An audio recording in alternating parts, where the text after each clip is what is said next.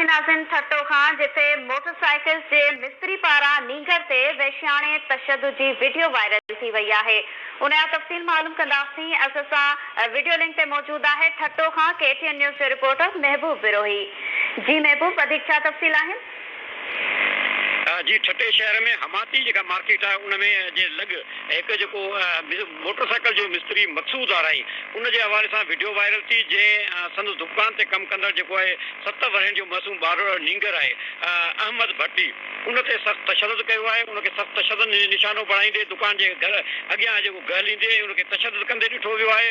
उहा video social media ते viral थी, ख़ासि तौर ते इलेक्ट्रॉनिक ऐं प्रिंट मीडिया ते बि उहा KTN न्यूज़ ते स्क्रीन ते बि पंहिंजे नाज़रीन उनखे ॾिठो। उनखां पोइ SSP ठट्टो हिन मामले जो नोटिस वरितो आहे ऐं पुलिस जे SSP जे हिदायतुनि ते पुलिस कार्रवाई करे जेको मिस्त्री आहे मक़सूद आराई उनखे गिरफ़्तार करे वरितो आहे ऐं उनजे ख़िलाफ़ धारदार केस दाख़िल कया विया आहिनि। इब्तिदाई तौर ते जांच मां इहो पतो पियो आहे त जेको नींगर आहे उहो 30 रुपया फी दिहाड़ी जे हिसाब सां इन मज़दूर वटि कमु कंदड़ इन जेको मिस्त्री वटि कमु कंदड़ आहे। ठट्टे शहर जो रहवासी आहे पर उहो जेको कमु दौरान उनखे कुझु पाना चया विया मिस्त्री जे पारां। उहे पाना खणी अचण में उनखे देरि थी या कुझु ग़लती थी, उनजे नतीजे में ग़लती जी सज़ा तौर ते उन तमामु घणो उनखे तशद्दुद कयो ऐं आम शहरियुनि जे अॻियां आम दुकानदारनि जे अॻियां दुकान जे अॻियां रोड ते उनखे ॻाल्हींदो रहियो, तशद्दुद कंदो रहियो पर कंहिं बि उन मामले में मुदाख़िल न कई। नेठि इहा वीडियो वायरल थी। वीडियो वायरल थियण खां पोइ SSP ठट्टो शबीर सेठार पारां मामले जो नोटिस वठण खां पोइ जेको मिस्त्री आहे मक़सूद आराई